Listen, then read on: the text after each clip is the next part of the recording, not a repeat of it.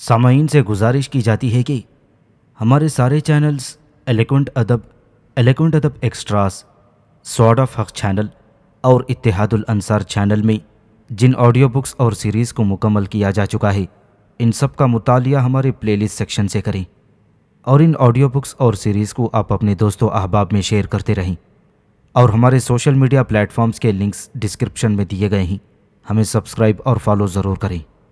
جزاک اللہ۔ بسم اللہ الرحمن الرحیم۔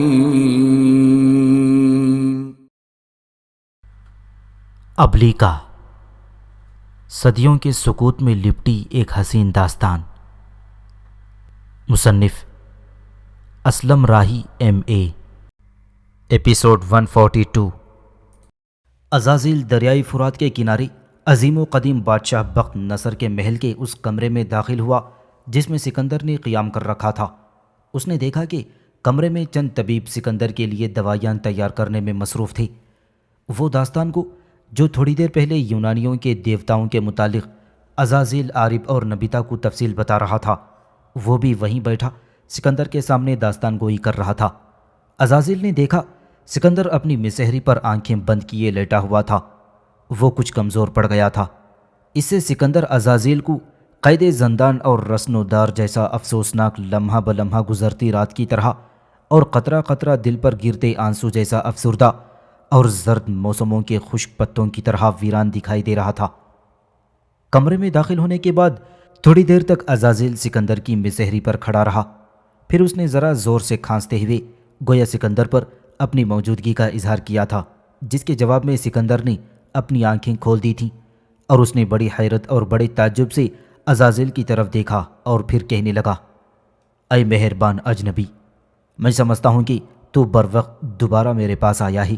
تو اس سے پہلے جب میرے پاس آیا تھا تو نے مجھے مکہ شہر میں خداوند کے گھر پر حملہ آور ہونے کی ترغیب دی تھی۔ تمہاری ترغیب میں آ کر میں نے اپنے لشکر کو 3 دن کی مہلت دی تاکہ وہ تیاری کر لیں۔ اس کے بعد میں نے ارادہ کیا تھا کہ مکہ شہر پر تمہارے مشورے کے مطابق حملہ آور ہوں گا، مگر اے میرے دوست، اے میرے محسن، جب سے میں نے اس شہر پر حملہ آور ہونے کا ارادہ کیا ہی تب سے میری طبیعت کچھ علیل اور میری روح بوجھل سی ہوتی جا رہی ہے۔ یوناف جو اب تک میرا بہترین مشیر اور میرا مخلص ساتھی ثابت ہوا ہی، اس نے بھی مجھے مکہ شہر پر حملہ آور ہونے سے باز رکھنے کی کوشش کی تھی، لیکن میں نے اس کی کسی بات پر دھیان نہ دیا اور اسے اس کی بیوی سمیت میں نے نظر بند کر دیا، اور اسے میں نے یہ چیلنج دیا ہی کہ میں مکہ شہر پر ضرور حملہ آور ہو کر اور وہاں خداوند کے گھر کو تباہ و برباد کر کے رہوں گا۔ عزازیل نے لبے خندام پر بے حد تبسم بکھیرتے ہوئے کہا، آپ نے جو ارادہ کیا ہے وہ ضرور اس تکمیل کو پہنچ کر رہے گا۔ اس پر سکندر بولا اور کہنے لگا، جب میں نے مکہ شہر پر حملہ آور ہونے کا ارادہ کیا ہی، میرا دل مجھے پیاسا صحرا لگتا ہی اور میری کھوئی کھوئی آنکھوں میں خوف بھر گیا ہی، یوں لگتا ہی میرا سایہ بھی میرا شریک سفر نہ رہا ہو اور میں جھلستے ریگستانوں میں بے قرار ریت کے طوفانوں کا شکار ہونے کا ارادہ کر رہا ہوں۔ اے عزازیل، جب سے میں نے تمہارے کہنے پر مکہ شہر پر حملہ آور ہونے کا ارادہ کیا ہے تب سے ہی میں پکڑا گیا ہوں، اور ایک عجیب و غریب بخار نے مجھے آ دبوچا ہی جو لمحہ بلمحہ میری ہڈیوں سے گودے تک نکال کر مجھے کھوکھلا اور خالی کرتا جا رہا ہے۔ سن عزازیل، میری موجودہ کیفیت نے مجھ پر اشکوں کا سوز، متشدد نظریات کی اذیت، دیار غم کی مسافری اور تہ خانوں کی تاریکی طاری کر دی ہے۔ میں جب آنکھیں کھول کر اپنے ارد گرد کا جائزہ لیتا ہوں تو مجھے یوں لگتا ہے جیسے میں ہول انگیز عمودی چڑھائی چڑھ رہا ہوں، اور اس کے بعد مجھے یوں لگتا ہے جیسے میری ہڈیوں سے بڑی تیزی کے ساتھ گوشت نوچا جا رہا ہو۔ اے عزازیل، مجھے یوں لگتا ہے جیسے میری اس بیماری نے میری آنکھوں میں تاریک مایوسی، میرے شعور میں سنسان راہوں کی سی کیفیت طاری کرنا شروع کر دی ہو، جس کے باعث میرا دل سحر کی سورج جیسا لہو لہو ہو کر عدم و ہست کی جنگ اور موجودہ اور غائب کی شہرہ کاری کا ہدف اور نشانہ بن گیا ہوں۔ اے عزازیل، ان دنوں میں اپنے آپ کو روزن میں ٹہری صدا اور ہلاکت خیزی کے دشت صفاق جیسا محسوس کر رہا ہوں۔ میں جو ہی آنکھیں بند کرتا ہوں مجھے یوں محسوس ہوتا ہے کہ جیسے کسی نے مجھے آگ اور خون میں بھرے راستے میں کھڑا کر کے میری جھولی میں کینہ و ذلت، عداوت و رقابت، رشک و حسد غرور و نخوت کے انبار لگا دیے ہوں۔ ہر وقت صلیب کے بھور اور شہر بدر حقیقتیں مجھ سے تانگ جھانک کرنے لگی ہیں، بالکل اس طرح جس طرح موت کسی کے دبوچ لینے کے لیے اسے تانگ جھانک کرتی ہے۔ اے عزازیل، کہو اس موقع پر مجھے کیا کرنا چاہیے؟ عزازیل نے سکندر کی ڈھارس بندھاتے ہوئے کہا، سنو مقدونیہ کے عظیم بادشاہ، تمہیں فکرمند اور خوفزدہ ہونے کی ضرورت نہیں۔ میرا ستاروں کا علم مجھے بتاتا ہے کہ تم مکہ شہر پر حملہ آور ہونے کی مہم میں ضرور کامیاب و کامران رہو گے۔ اس طرح تمہیں دنیا میں وہ شہرت اور ناموری حاصل ہوگی جو آج تک کسی بھی بادشاہ اور کسی بھی حکمران کو میسر نہیں ہوئی۔ جہاں تک تمہاری بیماری کا تعلق ہے تو یہ ایک اتفاقی حادثہ ہے کہ ان دنوں ہی بخار نے تمہیں آ دبوچا ہے۔ بہرحال تم فکر نہ کرو، تم جانتے ہو کہ میں ایک بے مثال حکیم بھی ہوں۔ میں خود تمہارے لیے دوائیاں تجویز کرتا ہوں اور مجھے امید ہے کہ تم چند ہی روز تک اپنی صحت بحال کرنے میں کامیاب ہو جاؤ گے۔ اس کے بعد تم بخوشی مکہ کی طرف اپنے لشکر کے ساتھ کوچ کر سکو گے۔ اس کے بعد عزازیل اپنی جگہ سے اٹھ کر سکندر کے کمرے میں موجود طبیبوں کی طرف آیا اور ان سے دوائیاں لے کر وہ طرح طرح کے مرکب بنا کر سکندر کے لیے دوائیاں تجویز کرنے لگا تھا۔ اس کے بعد وہ مزید تھوڑی دیر کے لیے سکندر کے پاس بیٹھا رہا، اس کی ڈھارس بندھائی، اسے تسلی دی اور پھر وہ وہاں سے چلا گیا تھا۔ سکندر نے اپنے لشکر کو تیاری کے لیے 3 دن دیے تھے، جن میں سے 2 دن گزر چکے تھے اور باقی صرف 1 دن تھا، جس کے بعد سکندر نے اپنے لشکر کے ساتھ مکہ کی طرف کوچ کرنا تھا۔ لیکن اس دوران سکندر سخت علیل ہو گیا تھا۔ دوسری طرف یوناف اور بیوسا ابھی تک اپنی رہائش گاہ میں نظر بند تھے۔ وہ دونوں میاں بیوی چاہتے تو اپنی سری قوتوں کو حرکت میں لا کر اس نظر بندی سے چھٹکارا حاصل کر سکتے تھے، لیکن وہ بڑے صبر اور شکر کا مظاہرہ کرتے ہوئے رونما ہونے والے حالات کا انتظار کر رہے تھے۔ ایک روز وہ دونوں میاں بیوی بیٹھے باہم گفتگو کر رہے تھے کہ سکندر کا جرنیل سلیوکس ان سے ملنے آیا۔ سلیوکس ان دونوں کے سامنے بیٹھ گیا اور پھر اس نے بڑی ہمدردی اور نرمی میں یوناف کو مخاطب کرتے ہوئے کہا، سنو میرے دوست، میرے رفیق، تم نے ایک لمبا عرصہ ہم مقدونیوں کی رفاقت میں گزارا ہے۔ تم نے سکندر کے طلب کرنے پر جو بھی مشورہ دیا تھا، اچھا اور بہترین خلوص پر مبنی مشورہ دیا تھا۔ کبھی بھی تم نے ہمیں یا سکندر کو بھٹکانے یا نقصان پہنچانے کی کوشش نہیں کی۔ سکندر نے جو تمہیں ایک معمولی سے مشورے کی بنا پر نظر بند کر دیا ہے تو مجھے اس کا سخت صدمہ اور افسوس ہے۔ اسے یقیناً ایسا نہیں کرنا چاہیے تھا۔ اگر تم نے مکہ پر حملہ آور ہونے کے برے نتائج سے آگاہ کیا تو میں سمجھتا ہوں تم نے اپنا صحیح فرض ادا کیا ہے اور تم نے اسے اسی طرح مشورہ دیا جیسا تم ماضی میں دیتے رہے ہو۔ سکندر کو اس کا برا نہیں ماننا چاہیے تھا۔ سنو، سکندر بیمار پڑ چکا ہے اور اس کے یہاں سے مکہ کی طرف کوچ کرنے کے لیے صرف 1 دن باقی ہے، لیکن وہ ایسا ہٹ دھرم اور ضدی ہے کہ اس بیماری کے باوجود بھی وہ کل شام تک اپنے لشکر کے ساتھ یہاں سے کوچ کرنے کا ارادہ رکھتا ہے۔ سنو، میں سکندر کے ساتھ لشکر میں شامل ہو کر مکہ نہیں جا رہا، بلکہ سکندر نے مجھے آج ہی یہ حکم دیا ہے کہ میں بابل ہی میں قیام کروں گا اور اس کی غیر موجودگی میں سلطنت کے امور کی دیکھ بھال کروں گا۔ میں تم دونوں میاں بیوی سے اس لیے ملنے آیا ہوں کہ کل جب شام کے وقت سکندر اپنے لشکر کے ساتھ یہاں سے مکہ کی طرف کوچ کر جائے گا تو تم حسب معمول آزاد ہو جاؤ گے، تمہاری نظر بندی ختم ہو جائے گی، تم اپنی مرضی اور منشا کے مطابق بابل شہر میں ادھر ادھر گھوم سکو گے، اور جب سکندر واپس آنے والا ہوگا تو پھر یہ نظر بندی اختیار کر لینا۔ پھر اگر حالات و واقعات تمہارے مشورے کے خلاف رونما ہوئے تو میں سکندر سے تم دونوں کی سفارش کر کے تم دونوں کی معافی کا سامان ضرور کروں گا۔ یہاں تک کہنے کے بعد سلیوکس جب رکا تو یوناف بولا اور سلیوکس کو مخاطب کرتے ہوئے کہنے لگا، سنو سلیوکس، تم نے جو ہم دونوں میاں بیوی سے ہمدردی کا اظہار کیا ہے اس کے لیے میں تمہارا بے حد ممنون اور شکر گزار ہوں۔ سکندر کی واپسی تک میں نظر بندی ہی میں رہنا پسند کروں گا۔ میں اس پر یہ ثابت کرنا چاہتا ہوں کہ جو مشورہ میں نے اسے دیا تھا وہ بدنیتی پر نہیں بلکہ خلوص پر مبنی تھا۔ جس گھر پر حملہ آور ہونے کی وہ تیاری کر رہا ہے، اس گھر پر اگر یہ حملہ آور ہوتا ہے تو اس کے مقدر میں سوائے تباہی اور بربادی کے کچھ نہیں رہے گا۔ میں اب بھی دعوے اور وثوق کے ساتھ کہتا ہوں کہ اس سکندر کو اس گھر پر حملہ آور ہو کر کامیابی حاصل کرنا تو بہت دور کی بات، میرا اپنا یہ اندازہ اور تجربہ ہے کہ اسے اس گھر پر حملہ کرنے کی توفیق تک نہ ہوگی، لہٰذا میں اپنی اسی قیامگاہ میں نظر بند رہ کر سچائی کے ظاہر ہونے اور سکندر کی سچائی کو تسلیم کرنے کے لمحے کا انتظار کروں گا۔ جواب میں سلیوکس پھر بولا اور یوناف کو مخاطب کر کے کہنے لگا، اس نظر بندی کے دوران تم دونوں میاں بیوی کسی چیز کی ضرورت محسوس کرتے ہو تو وہ مجھ سے کہو، جو بھی تم چاہو گی میں تمہیں تمہاری اس رہائش گاہ پر مہیا کروں گا۔ اس پر یوناف پھر بولا اور کہنے لگا، سکندر نے ہم دونوں میاں بیوی کو نظر بند ضرور کیا ہے، لیکن اس کے حکم پر ہمیں ضروریات زندگی پہلے کی طرح میسر ہیں۔ میں جانتا ہوں کہ سکندر دل سے مجھے ناپسند نہیں کرتا، بلکہ اب تک مجھ سے مشورے کرتے ہوئے وہ مجھے اپنا رفیق اور بھائی کہہ کر پکارتا رہا ہے، اور مجھے امید ہے کہ مکہ شہر پر حملہ نہ کرنے کا میں نے جو اسے مشورہ دیا تھا، میرا یہ مشورہ بھی سچا اور خلوص پر مبنی ثابت ہوگا۔ اس کے ساتھ ہی سلیوکس اپنی جگہ سے اٹھ کھڑا ہوا اور دوبارہ وہ یوناف سے کہنے لگا، میں تو اسی غرض کے لیے آیا تھا کہ تم سے میں احوال پرسی کروں اور تمہاری ضروریات کا خیال رکھوں۔ میں اب جاتا ہوں۔ بہرحال اس نظر بندی کے دوران تم دونوں میاں بیوی کو کسی شے کی ضرورت ہو تو تم میری طرف پیغام بھیجوا دینا، تمہیں تمہاری ضرورت کی ہر شے میسر ہوگی۔ اس کے ساتھ ہی سلیوکس یوناف اور بیوسا کے کمرے سے نکل گیا تھا۔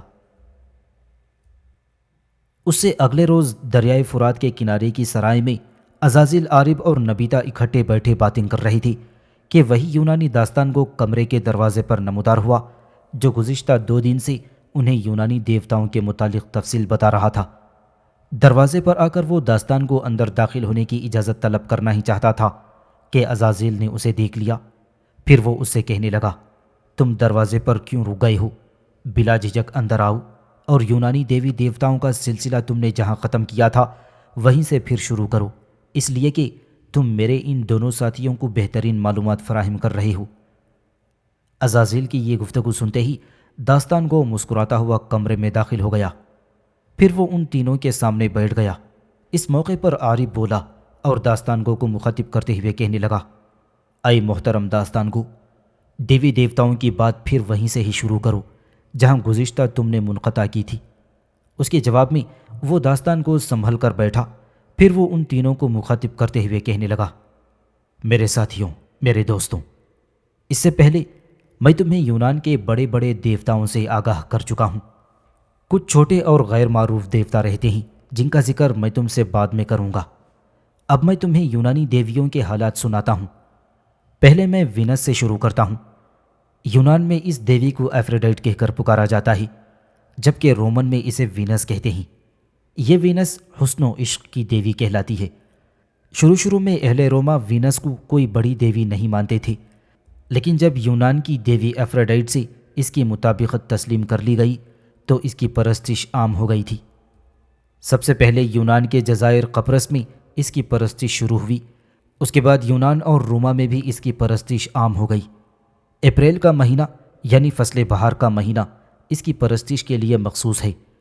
نباتات میں سیب کو اور حیوانوں میں قمری بطخ اور ابابیل اس دیوی کی بدولت متبرک مانے جاتے ہیں۔ کہا جاتا ہے کہ ان پرندوں سے یا تو رت کھنچوائی جاتی ہے یا ان سے پیغام رسانی کا کام لیا جاتا ہے۔ یونانی مصور یا سنگ تراش جب وینس کی تصویر بناتے ہیں یا اس کا مجسمہ تراشتے ہیں تو اس کے ساتھ اس کے معصوم بچے ایروس کو بھی دکھایا جاتا ہے۔ اس دیوی کی پیدائش کی نسبت پرانے شاعروں نے لکھا ہے کہ وہ سمندر کے کف سے پیدا ہوئی تھی۔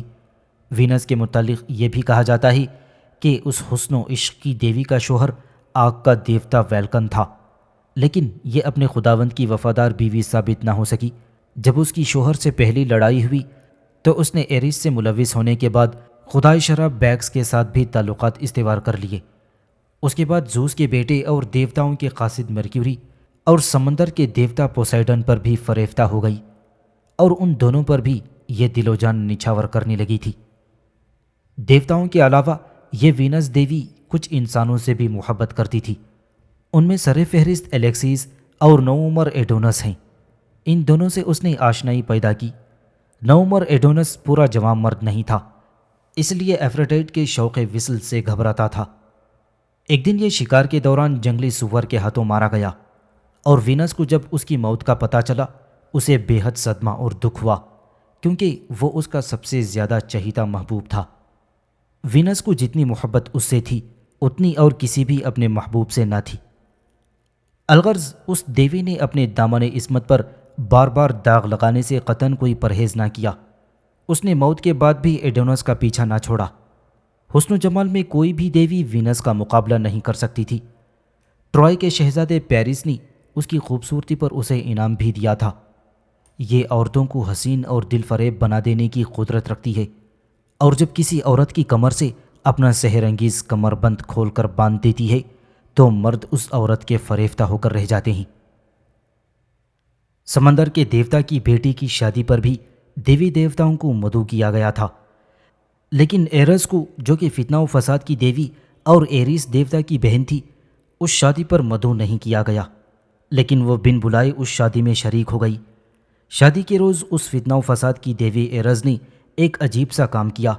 اس نے ایک سیب لیا اور اس پر لکھا سب سے زیادہ خوبصورت کے لیے، اور پھر یہ سیب اس نے ساری دیویوں کے درمیان پھینکتے ہوئے کہا، جو دیوی سب سے زیادہ خوبصورت ہوگی اسے یہ سیب انعام کے طور پر ملے گا۔ اس پر 3 دیویاں یعنی ایتھنا، ہیرا اور وینس کے درمیان جھگڑا شروع ہو گیا۔ ہر دیوی اپنے آپ کو سب سے زیادہ خوبصورت سمجھتے ہوئے اس سیب کا حقدار سمجھنے لگی تھی۔ دیوتاؤں کا دیوتا زوس بھی اس موقع پر اس محفل میں موجود تھا۔ اس نے جو دیویوں کو یوں خوبصورتی کے سوال پر لڑتے جھگڑتے دیکھا تو مرکیوری دیوتا کو اپنے پاس بلاتے ہوئے اس نے مرکیوری کو حکم دیا کہ ان تینوں دیویوں کو ٹرائے کے شہزادے پیرس کے پاس لے جاؤ، وہ مستحق دیوی کی جھولی میں سونے کا سیب ڈال دے گا۔ چونکہ زوس دیوتا کا حکم پا کر مرکیوری یعنی ہرمیز ان تینوں دیویوں کو لے کر ٹرائے شہر میں پیرس کے روبرو حاضر ہوا، سب سے پہلے دیوی ہیرا شہزادہ پیرس سے مخاطب ہوئی اور کہنے لگی، یہ سیب اگر تم نے مجھے دے دیا تو میں تمہیں پورے ایشیا کا بادشاہ بنا دوں گی۔ ہیرا کے بعد دیوی ایتھنا بولی اور کہنے لگی، سنو پیرس، میری جانب بھی خیال کرو، تم نے یہ سیب میری جھولی میں ڈال دیا تو میں تمہیں ایسا سورما بنا دوں گی کہ ٹرائے شہر میں تیرے برابر کا کوئی بھی طاقتور، زور آور اور جنگجو نہ رہے گا۔ ایتھنا جب اپنا مدعا کہہ چکی تو وینس پیرس کے سامنے آئی اور کہنے لگی، سنو پیرس، اگر تم نے یہ سیب مجھے دے دیا تو میں تمہیں دنیا کی حسین ترین عورت بخش دوں گی، جو تمہارے راحت و آرام اور تمہاری خوشی اور دلچسپی کا باعث بنے گی۔ ٹرائے کے شہزادے پیرس نے وینس کی بات مان لی اور وہ سیب اس کی جھولی میں ڈال دیا۔ پیرس کے اس انصاف پر دوسری دونوں دیویاں مارے حسد کے جل بھن کر رہ گئی تھی اور پیرس کی دشمن ہو گئی تھی۔ اس کے بعد وینس نے پیرس کے ساتھ اپنا وعدہ خوب نبھایا اور اس وقت کی حسین ترین عورت ہیلن کو اس کے حوالے کر دیا تھا۔ یہاں تک کہنے کے بعد وہ یونانی داستان کو تھوڑی دیر کے لیے رکا، دم لیا اور پھر دوبارہ بولا اور کہنے لگا، یہ وینس دیوی بابلیوں پر اشتار اور ایرانیوں پر ناہید کے نام سے پکاری اور پرستش کی جاتی ہے۔ یونان کے قدیم داستان کو کہتے ہیں کہ وینس یا افریدیتی زوس اور ڈایوتی کی بیٹی ہے، اور بعض اسے سمندری پری تھیتس کی بیٹی کہتے ہیں۔ بعض کے خیال میں اس نے ہوا اور زمین کے ملاپ سے جنم لیا ہے، اور یہ بھی کہا جاتا ہے کہ اس نے سمندری جھاگوں سے جنم لیا تھا۔ اس کی پیدائش کے بارے میں سب سے مقبول روایت یہ ہے کہ سمندر میں اچانک تلاطم برپا ہوا اور وہ ایک صدفی مچھلی پر سوار جھاگوں سے نکلی۔ اس کے بے مثل اور بے امر داغے بدن پر اس وقت لباس نہ تھا۔ لہریں اسے ہولے ہولے بہا کر جزیرہ سیراتھرا میں لے آئیں۔ ساحل پر اس نے جب قدم رکھا تو اسے وہ جزیرہ تنگ معلوم ہوا، چنانچہ وہ اس جزیرے سے جزیرہ قبرص میں چلی گئی۔ یہاں زوس اور تھیمسیس کی بیٹی نے اس کی بڑی مدد کی تھی۔ اس نے برہنہ دیوی کو فوراً کپڑے دیے، اور یہاں زوس اور تھیمس کی بیٹی نے اس کی بڑی مدد کی تھی۔ اس نے برہنہ دیوی کو فوراً کپڑے دیے اور اسے خوب بنایا سنوارا، اور پھر اسے دیوتاؤں کے آسمان کوہستان اولمپس پر پہنچا دیا تھا۔ اس کے بے پناہ حسن دیکھ کر سارے دیوی دیوتا انگشت بدنیداں رہ گئے تھے۔ ہر دیوتا اسے بیاہنے پر تل گیا تھا، مگر دیوتاؤں کے دیوتا زوس نے یہ حرکت کی کہ حسن کی اس دیوی کو سب سے بڑے بدشکل اور کریہت المنظر اور گندے دیوتا ویلکن کے ساتھ بیاہ دیا تھا۔ وینس کبھی بھی اپنے شوہر کی وفادار ثابت نہ ہوئی۔ اس کے 3 بچے نوبس، ڈائمس اور ہرمونیا جنگ کے تندخو اور شرابی دیوتا ایپرس سے تھے، اور اس کے علاوہ ہرمیس یعنی مرکیوری، ڈائنوس اور زوس کی زوجیت میں بھی یہ دیوی رہی۔ اس دیوی کے پاس کہتے ہیں کہ ایک ایسا پٹکا تھا کہ جسے پہن کر اس کی طاقت کئی گنا بڑھ جاتی تھی، اور ایک تاثیر اس کے پٹکے میں یہ بھی تھی کہ اگر وہ اس پٹکے کو پہن لیتی تو جس شخص کی طرف بھی وہ رغبت کرتی وہ اس سے بے پناہ محبت کرنے لگتا تھا۔ وینس کو اٹالی بہت پسند تھا۔ پینس کے مقام پر اس کا ایک مندر ہے، وہاں اس دیوی کا اصلی سفید مجسمہ موجود ہے۔ پینس کے قریب اس کی پجارنیں ہر موسم بہار میں سمندر میں نہاتی ہیں۔ وہ پجارنیں پانی سے ایسے نکلتی ہیں جیسے انہوں نے نیا جنم لیا ہو۔ آخر ان کی وینس دیوی بھی تو سمندر سے اسی طرح نکلی تھی۔ وینس کے سب سے عالیشان مندر میں پیوس، کیتھیرا، ریڈالیا اور کینڈیس کے شہروں میں موجود ہیں۔ اس کا چلنا بھی قیامت تھا، جب قدم اٹھاتی تو نور میں لپٹی ہوئی معلوم ہوتی تھی۔ اس کے ہر قدم پر سبز گھاس، خوبصورت پھول کھل اٹھتے تھے، سمندر کی موجیں مسکرا اٹھتی تھیں، صبح خرام اور مست ہوائیں اس کے آگے آگے چلتی تھیں، بادل ساتھ ساتھ رواں رہتے تھے، اور گلاب اپنی لالی کے لیے اس کا شرمندہ احسان ہے۔ گلاب اور وینس کے متعلق ایک حکایت یہ ہے کہ کہتے ہیں کہ وینس اپنے محبوب اور دل دادا ایڈونس کے پاس اس سے ملنے کے لیے پہنچی۔ اس وقت ایڈونس نزا کے عالم میں تھا۔ اس بوکھلاہٹ میں وینس کے نازک پاؤں میں کانٹا چبھ گیا، پاؤں سے خون نکل کر گلاب کے پھول پر جا گرا، جس کی وجہ سے گلاب ہمیشہ کے لیے سرخ ہو گیا۔ بہرحال جو کوئی بھی اس حسین دیوی کے جال میں پھنس کر رہ جاتا تھا وہ اس پر دل و جان نچھاور کرنے کے لیے تیار ہو جاتا۔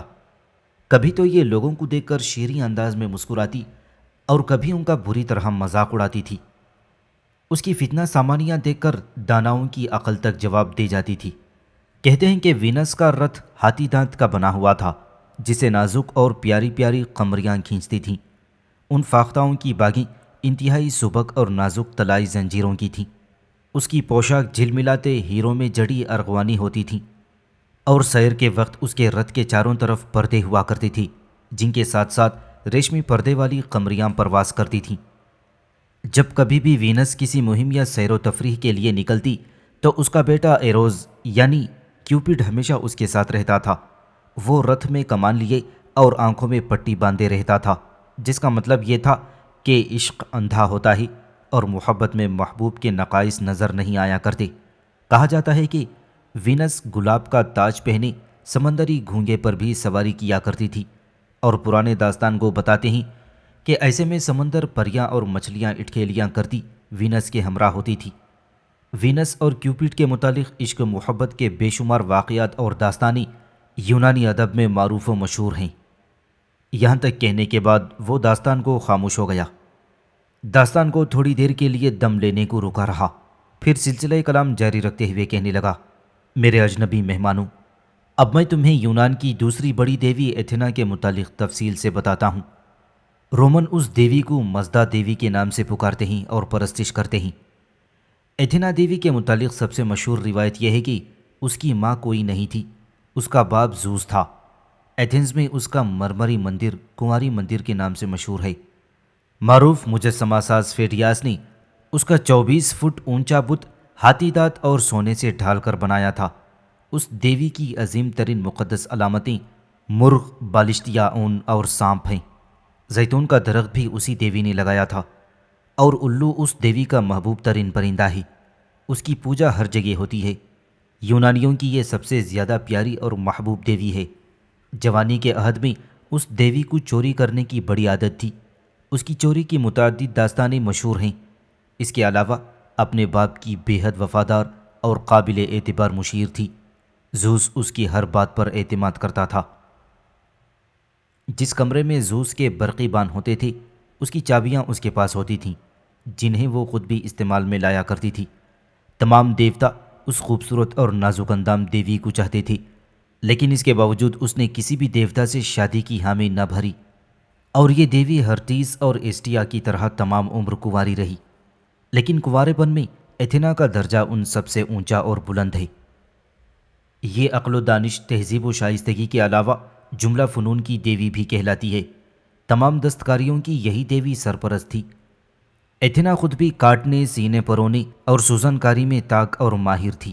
کہتے ہیں کہ سنہری ڈھول، مٹی کے برتن، پھل، جلی، بیلوں کا جوڑا، گھوڑے کی لگام اسی کی ایجادات ہیں۔ عورتوں کو روز مرہ کے طور طریقے بھی اسی دیوی نے سکھائے۔ گھوڑا بھی انسان کے لیے کہتے ہیں کہ اسی دیوی نے سکھایا تھا۔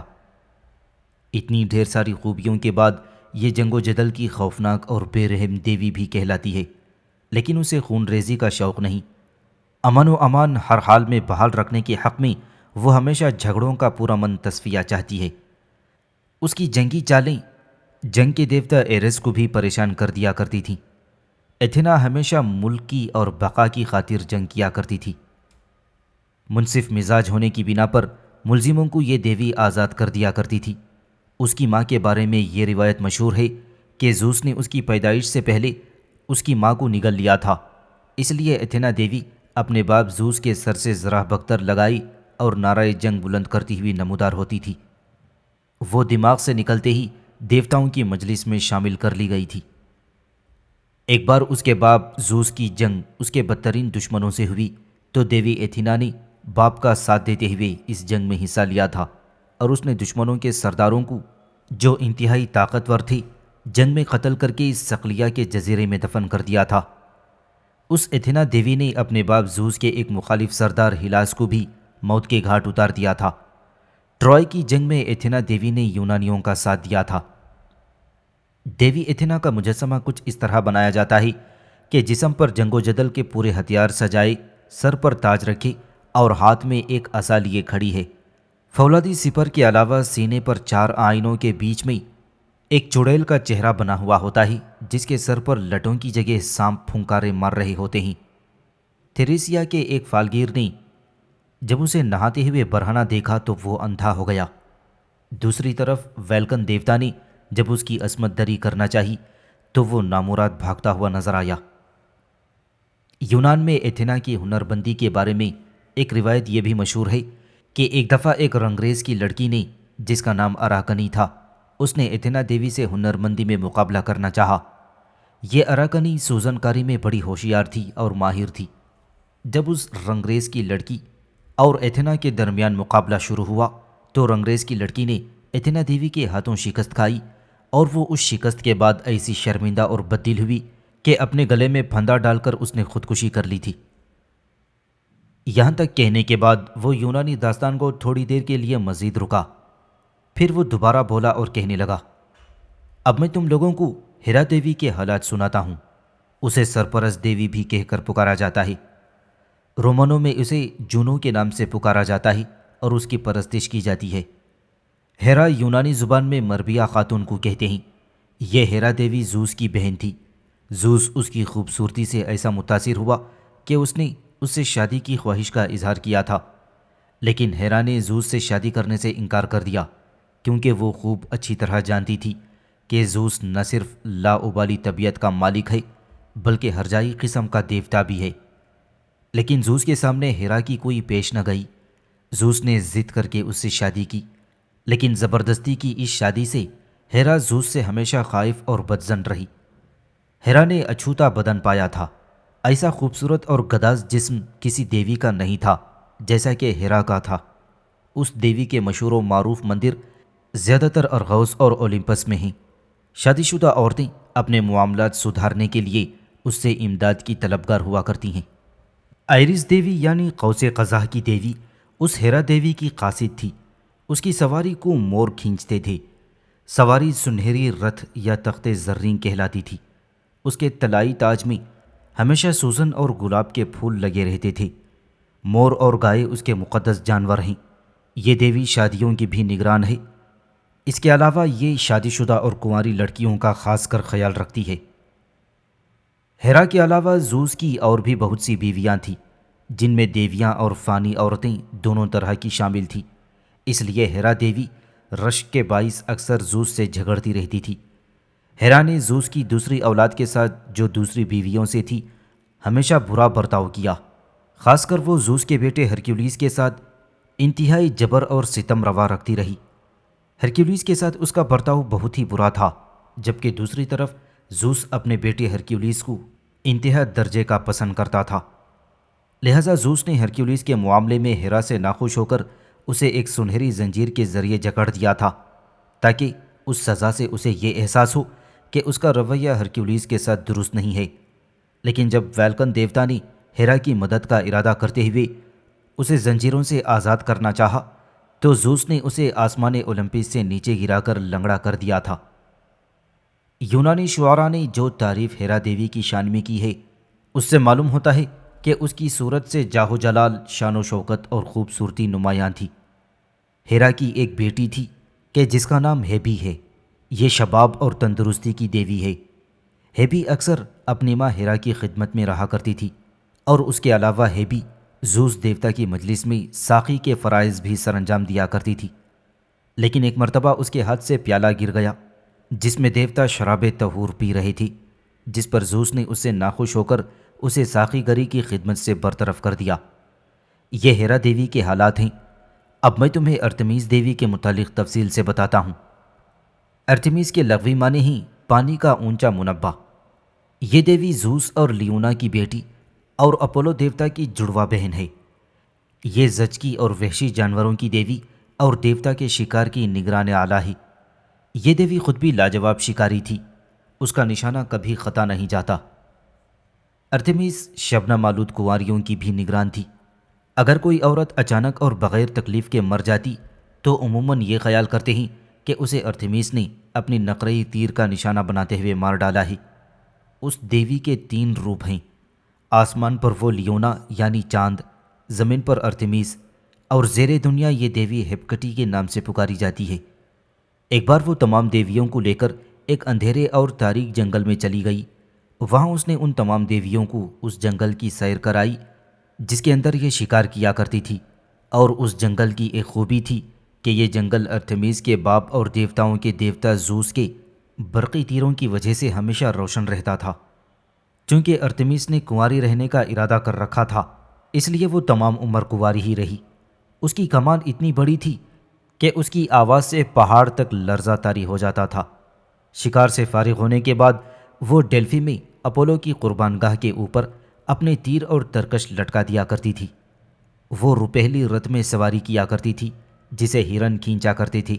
اس دیوی کا مندر عجائبات عالم میں شمار کیا جاتا ہے۔ شکار سے فارغ ہونے کے بعد ارتمیس اپنی ماں لیونا کی تعریف میں گیت گایا کرتی تھی۔ اس کا بھائی اپولو ایک لڑکی کو پسند کرتا تھا۔ ایک دفعہ اس لڑکی نے ارتمیس کے حسن و جمال کا ذکر بڑی حقارت اور نفرت سے کیا، جس پر ارتمیس نے ناخوش ہو کر اس کی زبان کو ایک تیر سے چھید کر ہمیشہ کے لیے اسے بے زبان بنا دیا۔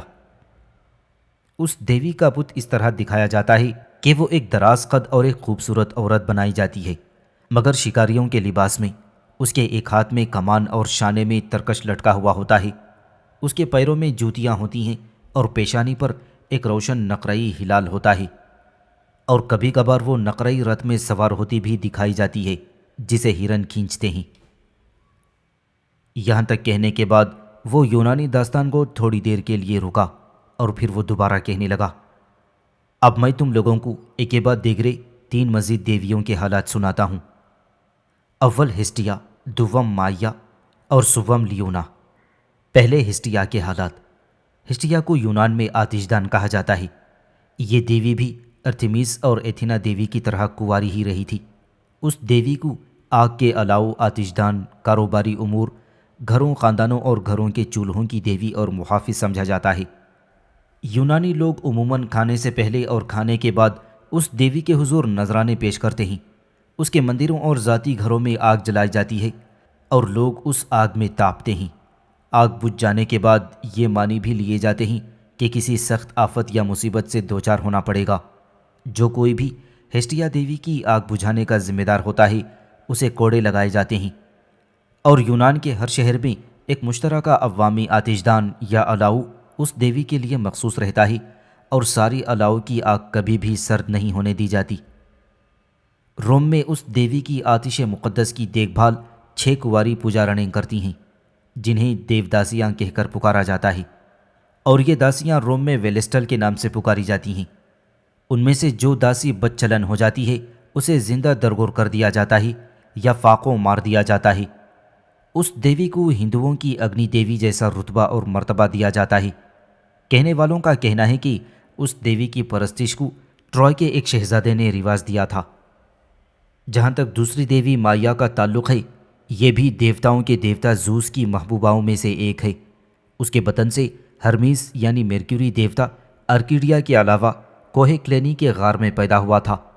جب ہرمیس یعنی مرکیوری نے بچپن میں اپولو کے بیل چرا لیے تھے تو اس کی ماں مایا نے اس بات کو ماننے سے انکار کر دیا تھا، اور اس نے ہرمیس کی بے گناہی کے سلسلے میں یہ دلیل دی کہ جس وقت اپولو کے بیل چوری ہوئے تھے ہرمیز ہینڈ ٹرے میں پڑا ہوا تھا، اور وہ بھلا چوری کیسے کر سکتا ہے؟ لیکن بعد میں مرکیوری کی چوری کو اپولو نے ثابت کر دیا تھا۔ اب تم لوگ دیوی لیونا کے حالات سنو۔ اس دیوی نے یونانی دیو مالا کے دو عظیم کرداروں کو جنم دیا ہے۔ ان میں سے ایک تو دیوی ارتھمیس ہے اور دوسرا اپولو دیوتا ہے۔ ان دونوں کو لیونا نے جنم دیا تھا۔ ان دونوں ہی کی وجہ سے لیونا کا نام زندہ و جاوید ہے۔ یہ دیوی دیوتاؤں کے دیوتا زوس کی محبوبہ تھی۔ تمام دیوتا اس کے حسن و جمال کی بے حد تعریف کرتے تھے، جس کی بنا پر زوس کی ہر دل عزیز بیوی ہیرا دیوی نے حسد میں آ کر اسے زمین پر پھینک دیا اور ایک سانپ کو لیونا کو ہلاک کرنے کے لیے بھیج دیا۔ یہ صورتحال دیکھتے ہوئے لیونا کو زمین میں بھی قبول نہ کیا گیا۔ آخر پوسیڈن دیوتا کو اس پر رحم آ گیا۔ اس زمانے میں ڈیبلوس کا جزیرہ متحرک تھا۔ کبھی یہ جزیرہ پانی کے اوپر آ جاتا اور کبھی یہ پانی میں ڈوب جاتا تھا۔ دیوتا پوسیڈن نے ایک ترشول مار کر اسے ہمیشہ کے لیے ساکن کر دیا اور لیونا دیوی کو ایک بٹیر کی شکل میں اس جزیرے پر چھوڑ دیا، اور اسی جزیرے میں اس کے ہاں اپولو اور دیوی ارتھمیس پیدا ہوئی تھی۔ مگر ہیرا دیوی نے اسے وہاں بھی چین سے نہ بیٹھنے دیا، لہٰذا وہ مجبور ہو کر اس جزیرے سے نکل پڑی اور دنیا میں مختلف مقامات پر ماری ماری پھرتی رہی۔ آخر یہ لیونا دیوی ایشیائی کوچک کے شہر لیبیا جا پہنچی۔ یہاں وہ کڑاکے کی دھوپ میں میدانوں میں یوں ہی بغیر کسی مدعا اور بغیر مقصد کے پھرتی رہی، جس سے اس کا سر گھومنے لگا اور وہ بے حد کمزور ہو گئی تھی۔ تب اسے ایک چشمہ دکھائی دیا۔ وہ پیاس بجھانے کی خاطر اس چشمے کی طرف دوڑ پڑی، مگر وہاں کے سنگ دل کسانوں نے اسے پانی بھی نہ دیا، اور اس طرح یہ دیوی بیچاری جگہ جگہ دھکے کھاتی ہوئی اپنی زندگی کے دن پورے کر گئی۔ یہاں تک کہنے کے بعد اس یونانی داستان گو نے تھوڑی دیر رک کر دم لیا، پھر وہ دوبارہ عزازیل، عارب اور نبیتا کی طرف دیکھتے ہوئے کہنے لگا، سنو میرے مہمانوں، اب میں تمہیں یونان کی ایک اور طاقتور دیوی اور اس کی بیٹی کے حالات سناتا ہوں۔ اس دیوی کا نام دمیتر ہے۔ اسے فصل اور غلے کی دیوی سمجھا جاتا ہے۔ یہ دیوی پرسیفونی کی ماں تھی، جیسے پاتال کا دیوتا لے کر اڑا تھا۔ اس دیوی کی عزت اور یادگار کے طور پر بڑی ہی شان و شوکت سے عیدیں منائی جاتی ہیں اور بعض عجیب و غریب رسمیں بھی ادا کی جاتی ہیں۔ دمیتری کا بت دراز روبدار بنایا جاتا ہے۔ اس کے پر سنہری بنائے جاتے ہیں اور ان میں اناج کا ایک ہار سجایا جاتا ہے۔ اس کے دائیں ہاتھ میں ایک درانتی اور بائیں ہاتھ میں مشل دکھائی جاتی ہے۔ موسم بہار میں اس دیوی کے حضور قربانیاں پیش کی جاتی ہیں اور اس کے بت پر شراب اور دودھ چڑھایا جاتا ہے۔ یہ دیوی دمیتری دیوتاؤں کے دیوتا زوس کی بہن تھی، لیکن زوس نے اس سے شادی کر لی تھی، جس کے نتیجے میں اس کے ہاں دو بچے ہوئے تھے، ایک لڑکا جس کا نام ایلیاکس تھا اور ایک لڑکی پرسیفونی تھی، جو انتہائی خوبصورت اور بے حد حسین تھی، اور یہ پرسیفونی کچے یا ہرے اناج کی دیوی خیال کی جاتی ہے۔ رومنوں کے ہاں اس دیوی کا نام پرسپائن سمجھا جاتا ہے۔ یہ نازک اندام اور خوبصورت پرسیفونی سارا دن مرغزاروں میں گھومتی رہتی۔ وہ دکھ کے تاریک اندھیروں سے غافل تھی۔ بھولی بھالی پرسیفونی کے ساتھ دوسری دیویاں بھی مزے سے گھوما کرتی تھی۔ پرسیفونی اور اس کی سہیلیوں کے نزدیک حسن کے سوا اس دنیا میں کوئی اور شے نہ تھی۔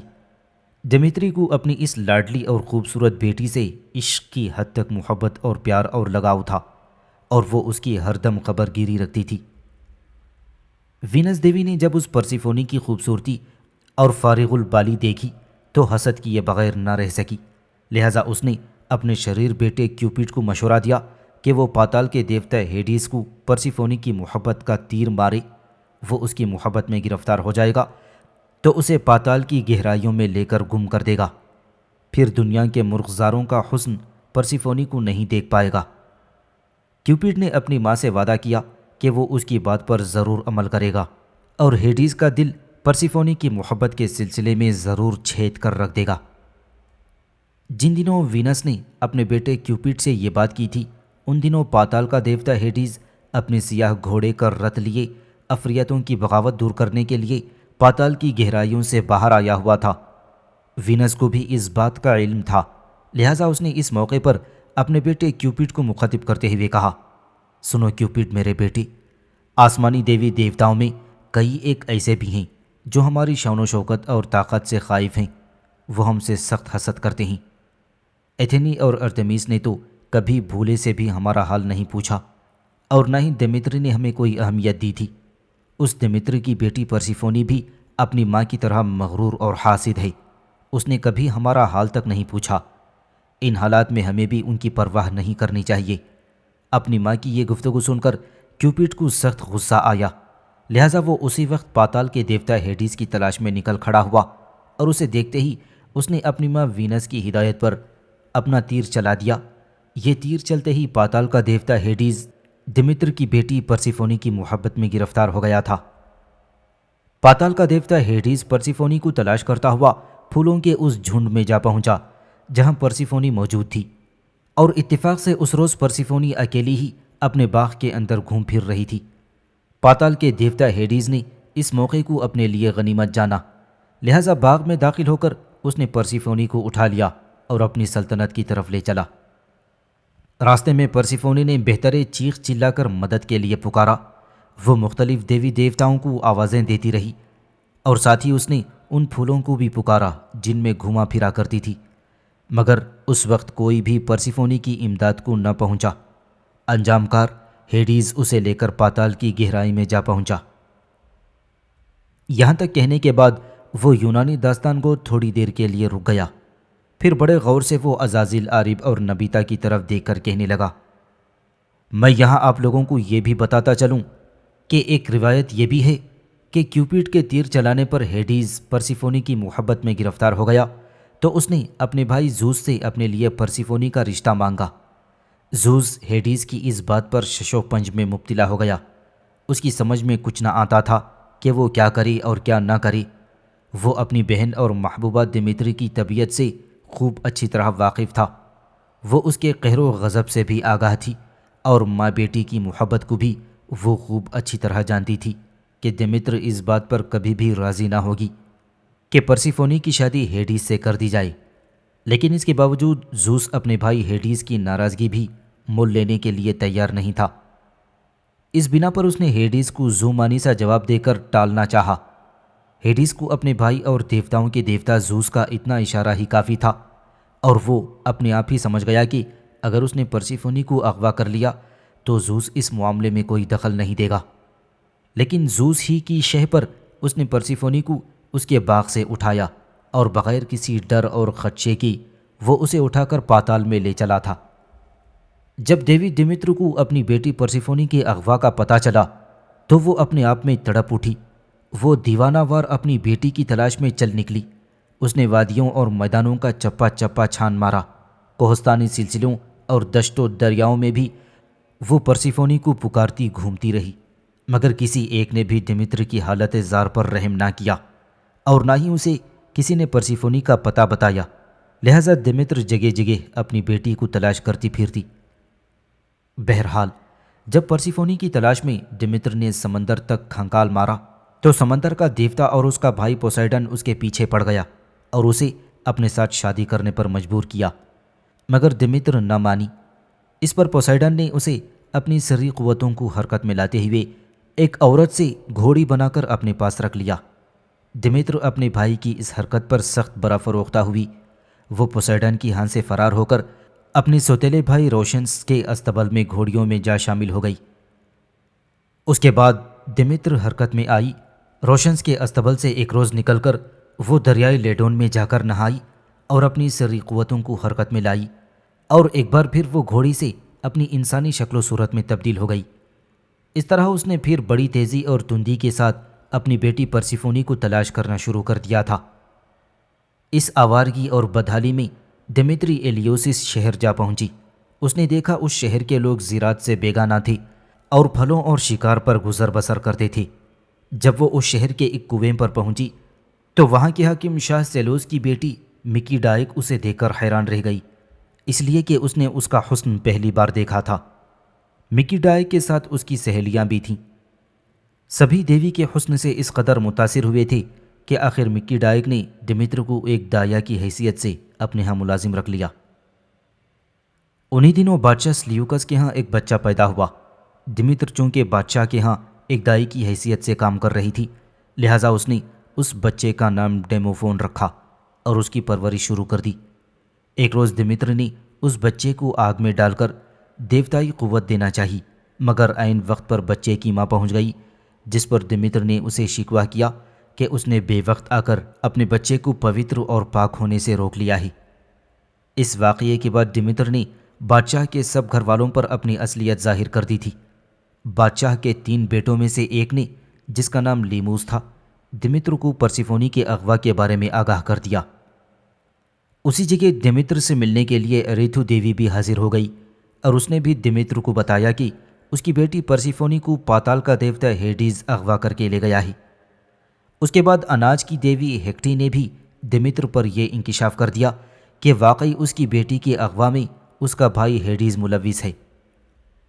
یہ سن کر ڈیمیتر نہایت غصے اور غضبناکی کی حالت میں بادشاہ کے ہاں سے اپنے مندر پہنچی اور اپنی قوتوں کو حرکت میں لاتے ہوئے اس نے دنیا میں قحط ڈال دیا۔ سبزہ اور ہریالی کا نام و نشان تک مٹ گیا، کھیت اداس و ویران ہو گئے، پانی کے سوتھے سوکھ گئے۔ قحط کیا تھا؟ ایک عذاب عظیم تھا۔ ڈیمیتر کے اس قحط سے تمام اولمپینز دیوی دیوتا گھبرا گئے تھے۔ زوس شرم کے مارے خود تو اس کے سامنے نہ گیا، البتہ اس نے تمام دیوی دیوتاؤں کو باری باری اس کے پاس بھیجا تاکہ وہ اپنا غم و غصہ تھوک کر دنیا کو پہلے کی طرح کر دے۔ انجام کار مرکیوری دیوتا نے ڈیمیتر سے وعدہ کیا کہ وہ پرسیفونی کو ہیڈیز کے پاس سے لے کر آئے گا، لہٰذا وہ دنیا کو قحط سے نجات دے۔ ڈیمیتر نے مرکیوری کی اس بات کو تسلیم کر لیا اور اس نے دوبارہ اپنی سری قوتوں کو حرکت میں لاتے ہوئے دنیا کو قحط سے نجات دے دی۔ چنانچہ اپنے وعدے کے مطابق پرسیفونی کو لانے کے لیے مرکیوری ہیڈیز کے ہاں پہنچا۔ جب پرسیفونی کو پتہ چلا کہ مرکیوری اسے ماں کے پاس لے جانے کے لیے آیا ہے تو وہ خوشی سے پھولے نہ سمائی، اور خوشی میں اس نے ہیڈیز کے ہاں سے چند دانے انار کے کھا لیے۔ اس سے وہ ہیڈیز کی قید میں ہو گئی۔ اس سے پہلے اس نے ہیڈیز کے ہاں کوئی شے نہیں کھائی تھی۔ بہرحال مرکیوری نے ہیڈیز کو سمجھایا اور اسے بتایا کہ ڈیمیتر کی ناراضگی کی وجہ سے پوری دنیا قحط کی لپیٹ میں آ گئی ہے اور لوگ انتہائی تنگ دستی اور قسم پرسی کی زندگی بسر کر رہے ہیں۔ اس پر ہیڈیز نے اس وعدے پر پرسیفونی کو اپنے ہاں سے الوداع کہا کہ وہ سال میں 4 ماہ پاتال میں اس کے پاس آ کر رہا کرے گی اور 8 ماہ اپنی ماں ڈیمیتر کے پاس رہا کرے گی۔ مرکیوری نے ہیڈیز کی ان شرائط کو قبول کر لیا۔ اس طرح وہ پرسیفونی کو ہیڈیز کے ہاں سے نکال کر اس کی ماں ڈیمیتر کے پاس پہنچانے میں کامیاب ہو گیا تھا۔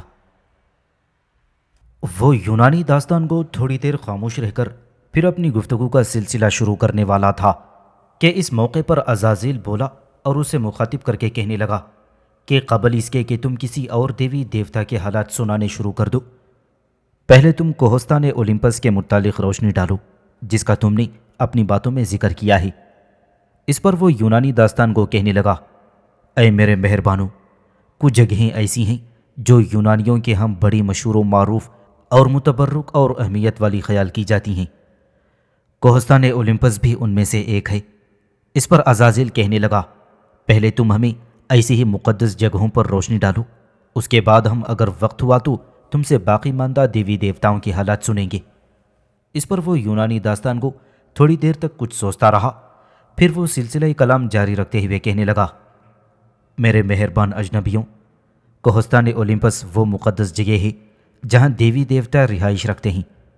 اس جگہ دیوی دیوتا دنیا اور دنیا والوں کے عروج و زوال کے فیصلے صادر کرتے ہیں۔ یونان میں شمال مشرق کی سمت میں تھیسلی نام کا ایک پہاڑ ہے۔ اس کوہستانی سلسلے کی سب سے اونچی چوٹی کو اولمپس یا اولمپیا کہا جاتا ہے۔ یہ یونان کی سب سے اونچی چوٹی شمار کی جاتی ہے۔ دیوتاؤں کے دیوتا زوس کی طلبی پر سب دیوی دیوتا اس کوہ اولمپس پر حاضر ہوتے ہیں، وہاں دربار میں اپنی حاضری پیش کرتے ہیں آب حیات اور شراب مقدس نوش کرتے ہیں اور کائنات کے مسائل زیر بحث لائے جاتے ہیں۔ کوہستان اولمپس کی ان مقدس مجالس میں اپولو دیوتا بربت بجاتا ہے اور اپنے اشعار سے دیوتاؤں کو محظوظ کرتا ہے۔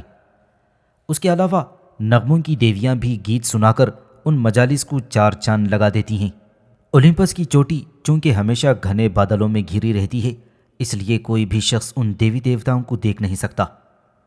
اس کوہستان اولمپس کے اوپر یونانیوں کے نزدیک آسمان کے بادلوں سے بھی پرے دیوتاؤں کی رہائش گاہیں ہیں۔ ہوا، آندھی یا طوفان وہاں کے گہرے سکوت کو ختم کرنے کی جسارت نہیں رکھتے، اور زمین کے بلاخیز طوفانوں کی وہاں تک رسائی نہیں تھی، اور نہ وہاں بارش ہوتی ہے اور نہ ہی وہاں برف باری ہوتی تھی۔ اس لیے چاروں طرف صاف و شفاف نکھرا نکھرا آسمان چھایا ہوتا ہے، اور دیواروں میں ہمیشہ چمکیلی دھوپ چمکتی رہتی ہے۔ بادلوں میں ایک ایسا پھاٹک ہوتا ہے جس کے ذریعے انسانوں کے ساتھ دیوتاؤں کے تعلقات اور نامہ و پیام جاری رہتے ہیں۔ اس دروازے پر دیوی دیوتا پہرا دیتے ہیں۔ اے میرے ساتھیوں، کوہستان اولمپس کے ساتھ ساتھ اس کے گرد و نواح کا تذکرہ کر دینا بھی ضروری ہے تاکہ پوری تفصیل تمہارے ذہن میں آ جائے۔ کوہستان اولمپس کے اطراف میں ایلیس نام کے علاقے میں اولمپیا نام کا وسیع میدان ہے جہاں اولمپکس کھیل کھیلے جاتے ہیں۔ یہ مقام دریائے الفیس اور کلاڈیس کے سنگم پر واقع ہے۔ اسی مقام پر دیوتا زوس کا مندر بھی بنا ہوا ہے جسے آتیس کہہ کر پکارا جاتا ہے۔ اس اولمپیا کے میدان میں جب کھیل شروع ہوتے ہیں تو ایک جشن کی سی حیثیت اختیار کر جاتے ہیں۔ پورے 5 دن تک یہ کھیل ہوتے رہتے ہیں۔ پہلا دن تقریبات کے لیے مختص ہوتا ہے۔ اس روز زوس کے روبرو قربانی پیش کی جاتی ہے اور حصہ لینے والے کھلاڑی حلف اٹھاتے ہیں، اور دوسرے دن 20 سال سے کم عمر کے کھلاڑیوں کے مقابلے ہوتے ہیں۔ تیسرے دن بالغ کھلاڑیوں کے مقابلے ہوتے ہیں جن میں عموماً شمشیر زنی اور دوسرے ہتھیاروں سے مقابلے ہوتے ہیں۔ چوتھا روز سب سے زیادہ پر رونق ہوتا ہے۔ اس روز رتھوں کی دوڑ ہوتی ہے۔ یہ کھیل سب سے زیادہ خوفناک اور جام بازی کا ہوتا ہے۔ آخری دن اختتامی اور الوداعی تقریب کا ہوتا ہے جس میں جیتنے والوں کو انعامات سے نوازا جاتا ہے۔ اولمپیا میں زوس کا 40 فٹ لمبا مجسمہ بھی ہے جو دنیا کے 7 عجائبات میں شمار ہوتا ہے۔ یہاں تک کہنے کے بعد وہ یونانی داستان کو جب رکا تو عزازیل نے اسے مخاطب کرتے ہوئے پوچھا، سن اے داستان گو، کیا یونانیوں کا جنت اور دوزخ کے متعلق بھی کوئی عقیدہ ہے؟ اس پر وہ داستان کو کہنے لگا، ہاں، یونانی دوزخ کو ہاؤز اور جنت کو السیم کہہ کر پکارتے ہیں۔ یونانیوں کا عقیدہ ہے کہ روح فانی ہے، بلکہ جس قسم کے وہ کام کرتی ہے اسی قسم کی اسے سزا یا جزا ملتی ہے۔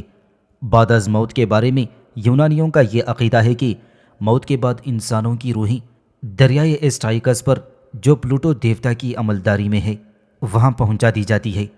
پھر کچھ ملاح کشتیوں کے ذریعے ان روحوں کو اس دریا کے پار پہنچاتے ہیں، لیکن یونانیوں کا عقیدہ ہے کہ صرف ان روحوں کو اس دریا کے پار پہنچایا جاتا ہے جن مردوں کو دفن کیا جاتا ہے۔ جو لوگ دریا سمندر میں ڈوب مرتے ہیں یا کسی وجہ سے دفن نہیں کیے جاتے، ایسے لوگوں کی روحیں عرصہ دراز تک دریا کے کنارے کنارے بھٹکتی رہتی ہیں۔ روحوں کو کشتی کے ذریعے دریائے ایسٹائکس کے پار کرانے کے بعد پلوٹو دیوتا کے محل میں حاضری دی جاتی ہے۔ محل کے دروازوں پر 3 سروں والا کتا سربیرس پہرا دیتا ہے۔ اس کتے کے جسم پر بالوں کی جگہ سانپ ہوتے ہیں۔ اس کے بعد مرکیوری دیوتا روحوں کو دھکیل کر 3 منصفوں کے سامنے پیش کرتا ہے۔ یہی منصف لوگوں کو ان کے اعمال کے مطابق سزا یا جزا دیتے ہیں۔ بدکاروں اور شریروں کو دوزخ میں اور راستکاروں کو بہشت میں بھیج دیا جاتا ہے۔ یونانیوں کا عقیدہ ہے کہ دوزخ میں روحیں عذاب بھگتتی رہتی ہیں۔ وہاں تاریکی، خوف اور دہشت کے سوا کچھ نہیں ہوتا۔ کہتے ہیں کہ وہاں مجرم اور گنہگار لوگ ہی بدترین اذیتوں میں مبتلا کیے جاتے ہیں۔ جہاں تک جنت کا تعلق ہے، یونانیوں کا عقیدہ ہے کہ یہ ایک ایسا مقام ہے جہاں نہ تو شدید سردی ہوتی ہے اور نہ ہی برف باری کے مناظر۔ باد و باران کے طوفان سے بھی اس علاقے کو دوچار نہیں کیا جاتا۔ اس خطے میں رہ رہ کر سمندری ہوا دھیرے دھیرے گنگناتی ہوئی آتی ہے اور انسانوں کی روحوں کو فرحت بخشتی چلی جاتی ہے۔ یہاں صرف وہی لوگ مر کر آتے ہیں جن کی زندگی گناہوں سے مبرہ ہوتی ہے۔ اس جنت میں بسنے والوں کو خوراک کے حصول کے لیے محنت و مشقت کی بھی ضرورت نہیں پڑتی۔ انہیں ہر شے ان کی خواہش کے مطابق میسر آ جاتی ہے۔ اس جنت میں یونانیوں کا عقیدہ ہے کہ دیوتاؤں کی شفقتوں اور رعنائیوں کی وجہ سے وہاں کے رہنے والے لوگوں کی زندگی میں آنسو کا قطعی کوئی گزر نہیں ہوتا، وہ ہمیشہ خوش و خرم رہتے ہیں۔ جنت میں نہ تو پاتال جیسی خوفناک گہرائی ہوتی ہے اور نہ ہی رات جیسی دل دہلا دینے والی تاریکی، اور اس بابرکت خطے کے گرد نرم رو سمندری ہوائیں چلتی ہیں اور درختوں پر سنہرے پھول جھومتے مسکراتے ہیں، اور اس خطے میں رہنے والے جنتی لوگ ہر قسم کی اذیت اور مصیبت سے آزاد ہوتے ہیں۔ جنت اور دوزخ کا نقشہ کھینچنے کے بعد وہ یونانی داستان کو جب خاموش ہوا تو عزازیل پھر بولا اور اس سے کہنے لگا، سن داستان گو، تو نے ہمیں یونانی دیوتاؤں اور ان کے مقدس کوہستان اولمپس کے متعلق تفصیل بتائی۔ تو نے یونانیوں کے عقیدے کے مطابق جنت و دوزخ پر بھی خوب روشنی ڈالی، اس لیے ہم تینوں تیرے شکر گزار ہیں۔ اب میرے ذہن میں دو باتیں آتی ہیں جن کی میں تمہاری طرف سے تفصیل چاہتا ہوں۔ یونانیوں کے ہاں ایک تو ڈیلفی کا مندر اور دوسرا پینڈورا نام کی عورت بے حد مشہور ہیں۔ کیا تم اپنے الفاظ میں ڈیلفی مندر اور پینڈورا نام کی اس عورت پر روشنی ڈالو گے؟ عزازیل کے اس سوال پر داستان گو کے چہرے پر ہلکی ہلکی مسکراہٹ نمودار ہوئی، اور پھر وہ کہنے لگا، پہلے میں تمہیں ڈیلفی مندر کی حقیقت سے آگاہ کرتا ہوں، اس کے بعد تمہیں پینڈورا نام کی عورت کے متعلق تفصیل بتاؤں گا۔ سنو میرے مہربان اجنبیوں، یونان میں پارناسس نامی پہاڑ کے نشیب میں ڈیلفی کا شہر آباد ہے۔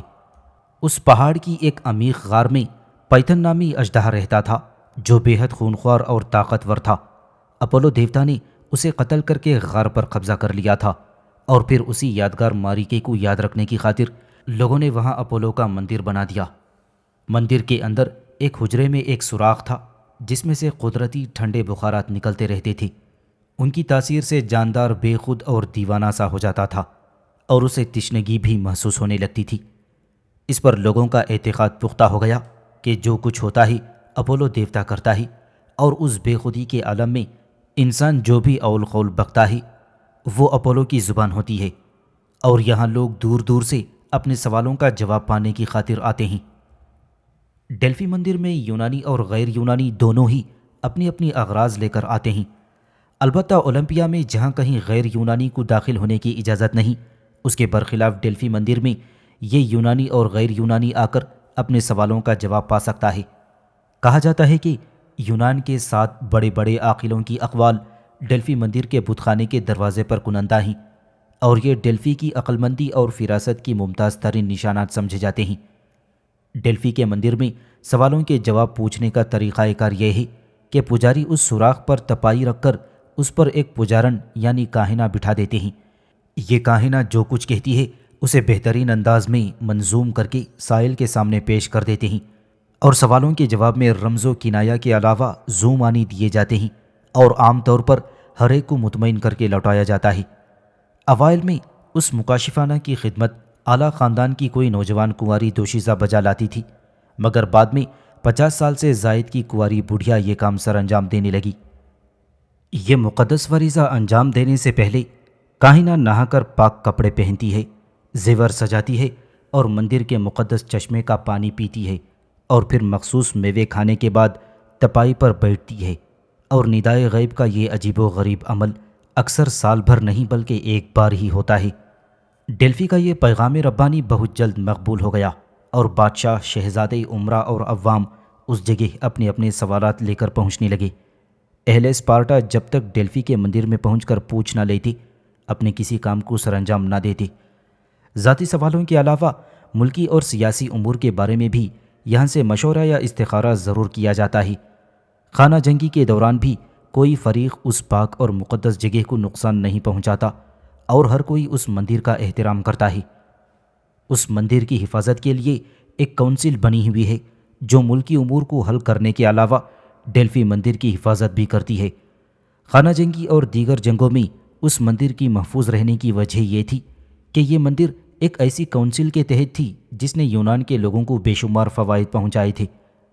اس مجلس کے ہر فرد کو حلف اٹھانا پڑتا تھا کہ کوئی شخص ڈیلفی کی ریاست یا اپولو دیوتا کے مندر کو کسی قسم کا نقصان پہنچائے گا تو اسے سزا دلانے میں کسی اور رعایت سے کام نہیں لیا جائے گا۔ میرے ساتھیوں، یہ ہے ڈیلفی مندر کے متعلق تفصیل۔ اب میں تمہیں پینڈورا نام کی عورت کے متعلق تفصیل کے ساتھ بتاتا ہوں۔ میرے مہربان اجنبیوں، جہاں تک پینڈورا نامی عورت کا تعلق ہے، اسے ہم یونانی نہ صرف دنیا کی پہلی عورت تسلیم کرتے ہیں بلکہ دیوتاؤں کے مابین مخاصمت اور جنگ و جدل کا سبب بھی اسی عورت کو سمجھا جاتا ہے۔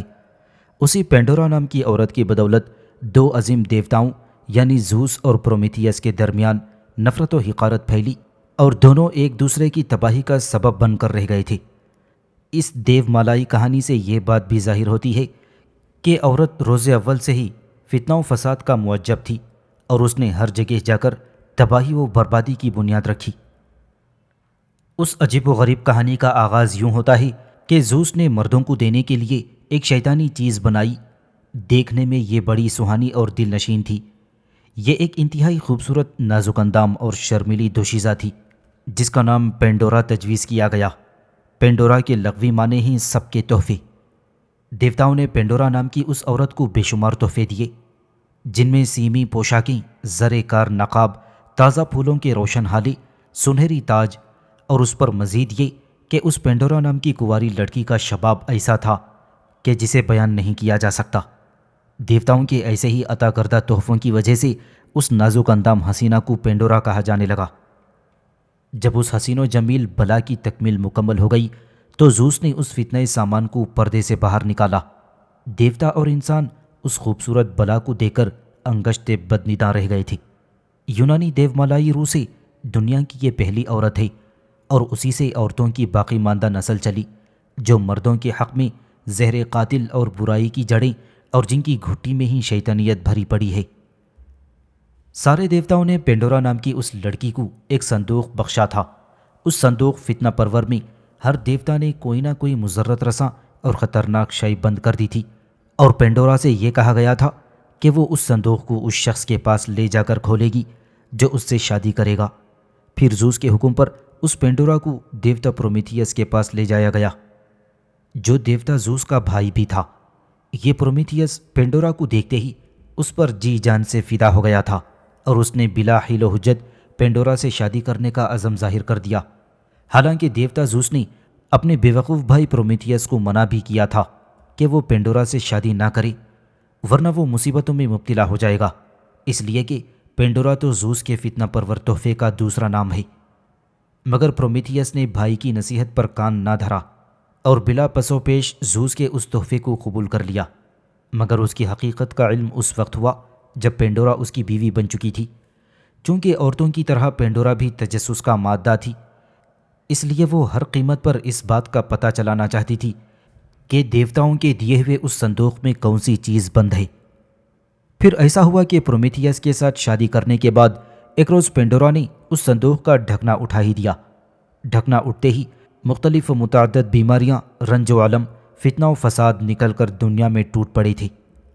پینڈورا نے جو یہ مصیبتیں دیکھیں تو سہم کر صندوق کا ڈھکنا بند کر دیا۔ اس سے ہر بری شے اور بیماری تو نکل گئی، مگر ایک شے صندوق میں بند ہو کر رہ گئی، اور وہ تھی امید۔ صرف یہی ایک عمدہ شے تھی جو صندوق میں امراض اور دکھوں کے ساتھ رکھی گئی تھی، اور یہ امید ہی جو بدبختی میں گھرے انسان کی ڈھارس بندھا کر رکھتی ہے۔ میرے اجنبی ساتھیوں، میں تمہیں یہ بھی بتا دوں کہ پینڈورا کے بارے میں ایک روایت یہ بھی ہے کہ اسے زوس کے بیٹے ویلکن نے تخلیق کیا تھا، اور زوس نے اسے ایک خوبصورت صندوق عطا کیا تھا جو اس کے خاوند کے لیے بہترین تحفہ تھا۔ پینڈورا اس صندوق کو لے کر ویلکن کے پاس گئی، مگر اس نے یہ صندوق لینے سے انکار کر دیا۔ اس کے بعد پینڈورا نے زوس کے بھائی پرومیتھیس سے شادی کر لی اور اس کے خاوند نے یہ صندوق کھولا تھا۔ اسی صندوق سے عام امراض نکل کر اس دنیا میں پھیل گئی تھی، اور اسی صندوق سے عام امراض نکل کر اس دنیا میں پھیلے، مگر امید صندوق میں چپکی رہ گئی جس کے سہارے یہ انسان اپنے رنج و علم اور مصائب کو برداشت کر جاتا ہے۔ یہاں تک کہنے کے بعد جب وہ یونانی داستان کو خاموش ہوا تو عزازیل اسے مخاطب کر کے کچھ کہنا ہی چاہتا تھا کہ سرائے کے ایک حصے سے ایک آدمی بھاگتا ہوا آیا اور داستان گو کو مخاطب کر کے کہنے لگا، سن اے داستان گو، اب تو لوگوں کو داستانیں اور حکایتیں سنانا بند کر دے، اس لیے کہ یونانی ایک ناقابل برداشت حادثے کا شکار ہو چکے ہیں جو شاید ان کی زندگی کا سب سے بڑا حادثہ ہو، جس کی وہ تلافی بھی نہ کر سکیں۔ اس شخص کی اطلاع پر یونانی داستان کو چونک کر کھڑا ہو گیا اور اس سے پوچھا، تمہارا اشارہ کس سمت ہے؟ کھل کر کہو کہ یونانی کس نقصان سے دوچار ہوئے ہیں۔ اس پر وہ شخص انتہائی دکھ، رنج اور افسردگی میں کہنے لگا، وہ بدترین خبر جو میں تمہیں سنانے آیا ہوں وہ یہ ہے کہ فلیقوس کا بیٹا اور یونانیوں کا شہنشاہ سکندر مر چکا ہے۔ یہ خبر سنتے ہی وہ یونانی داستان کو دنگ رہ گیا تھا۔ تھوڑی دیر تک غم و اندھ میں اس کی گردن جھکی رہی، پھر وہ بھاگتا ہوا سرائے سے نکل گیا۔ اس داستان کو کے جانے کے بعد عزازیل، عارب اور نبیتا تھوڑی دیر تک خاموش بیٹھے رہے۔ پھر عارب نے عزازیل کو مخاطب کر کے کہنا شروع کیا، اے میرے آقا، یہ تو بڑی ہی بدترین خبر ہے۔ ہم تو یہ خیال کر رہے تھے کہ سکندر آج شام یا کل صبح اپنے لشکر کے ساتھ عرب کے شہر مکہ کی طرف کوچ کرے گا اور وہاں حملہ آور ہو کر خدا کے گھر کو نیست و نابود کر دے گا، لیکن اسے تو موت ہی نے آ دبوچا اور اسے مکہ پر حملہ آور ہونے کی توفیق ہی نہ ہوئی۔ اے میرے آقا، کیا یہ ہماری دوسری ناکامی نہیں ہے؟ اے آقا، ہماری پہلی ناکامی اس وقت ہوئی تھی جب ہم نے ہندو جوگی کو، جو نیکی کا پرچار کرنے والا تھا، ختم کرنے کی کوشش کی تھی، لیکن یوناف نے اسے ہمارے ہاتھوں سے بچا لیا۔ یہ ایک علیحدہ بات ہے کہ بعد میں وہ جوگی اپنی طبی موت مر گیا۔ اب ہم نے دوسرا کھیل یہ شروع کیا تھا کہ سکندر کو مکہ میں خدا کے گھر پر حملہ آور ہونے کی ترغیب دی تھی، اور اگر سکندر مکے پر حملہ آور ہو جاتا تو اس میں ہماری بڑی خوشی اور کامیابی پنہاں تھی۔ لیکن یہ کیا ہوا میرے آقا کہ آج ہی سکندر نے اپنے لشکر کے ساتھ مکہ کی طرف حملہ آور ہونے کے لیے کوچ کرنا تھا، اور آج ہی موت نے اسے آ دبوچا۔ عارب کی اس گفتگو کے جواب میں عزازیل نے فی الفور کچھ بھی نہ کہا۔ وہ گردن جھکائے کچھ سوچتا رہا۔ پھر وہ عارب اور نبیتا کو مخاطب کر کے کہنے لگا، اس وقت میں تمہیں سکندر کی موت سے متعلق کچھ نہیں کہنا چاہتا۔ جہاں تک ہماری ناکامی کا تعلق ہے تو اسے میں تسلیم کرتا ہوں۔ واقعی نیکی کے مقابلے میں ہماری یہ لگاتار دوسری ناکامی ہے، لیکن کسی نہ کسی موقع پر میں اپنی ناکامیوں کی تلافی ضرور کروں گا۔ یہاں تک کہنے کے بعد عزازیل جب خاموش ہوا تو عارب پھر بولا اور عزازیل کو مخاطب کر کے کہنے لگا، اے آقا، آپ نے ہمیں بتایا تھا کہ ہم 3 کام سر انجام دیں گے۔ پہلا کام ہندو جوگی کا خاتمہ، جس میں ہمیں ناکامی ہو چکی ہے، اور دوسرا کام سکندر کو مکہ پر حملہ آور ہونے کی ترغیب تھا، اس میں بھی ہم ناکام ہو چکے ہیں، اور تیسرا کام آپ نے یہ بتایا تھا کہ ہم یوناف اور بیوسا کو ایک نہ ختم ہونے والے کرب میں مبتلا کر دیں گے۔ اب دیکھیں ہم اپنی تیسری مہم میں کہاں تک اور کیسے کامیاب ہو سکتے ہیں۔ عارب کی یہ گفتگو سن کر عزازیل کی حالت غیظ و غضب میں عجیب سی ہو گئی تھی۔ وہ گرم جوالا کی طرح دکھائی دینے لگا تھا، اور لمحہ بلمحہ بڑھتے ہوئے غضب کی وجہ سے اس کی سانس سانپ کی پھونکار کی سی صورت اختیار کر گئی تھی۔ اس سمے عزازیل کی آنکھوں میں اجاڑ غاروں کی ویرانی، اس کے چہرے پر کرب کے آخری پہر کے آثار دکھائی دینے لگے تھے، اور اس کی حالت قید خانے میں کسی تنہا روتے قیدی اور تعاون سے اجڑی راہوں کی مانند ہو کر رہ گئی تھی۔ تھوڑی دیر تک عزازیل خاموش بیٹھا کچھ سوچتا رہا، پھر وہ عارب اور نبیتا کی طرف دیکھتے ہوئے کہنے لگا، میں اسے تسلیم کرتا ہوں کہ یوناف اور بیوسا کے مقابلے میں ہماری 2 مہمیں مکمل طور پر ناکام ہو چکی ہیں، لیکن ان کے خلاف جو میں نے تیسری مہم کی ابتدا کرنے کا ارادہ کیا تھا، میرے ساتھیوں، تم دیکھو گے وہ مہم ایسی ہولناک، ایسی خطرناک ہوگی کہ بیوسا اور یوناف دونوں ہی اپنی زندگی کو بدترین خیال کرنے لگیں گے، اور تیسری مہم ایسی ہولناک ہے کہ یوناف اور بیوسا کسی بھی صورت اس سے بچ نہیں سکیں گے، اور اپنے آنے والے دنوں میں وہ میری طرف سے ایسی بدشگونی، ایسی بدبختی میں مبتلا ہوں گے کہ جس سے چھٹکارا حاصل کرنا میرے خیال میں ان کے بس کا کام نہ رہے گا۔ یہ مہم میں ان کے خلاف کیسے اور کس طرح شروع کروں گا، اس کی تفصیل میں تمہیں بعد میں بتاؤں گا۔ پہلے چلو دیکھتے ہیں کہ سکندر کیسے اور کن حالات میں موت سے دوچار ہو گیا۔ عارب اور نبیتا عزازیل کی اس تجویز سے اتفاق ہو گئے۔ پھر وہ دونوں اپنی جگہ سے اٹھے اور بابل کے شاہی محل کی طرف روانہ ہو گئے تھے۔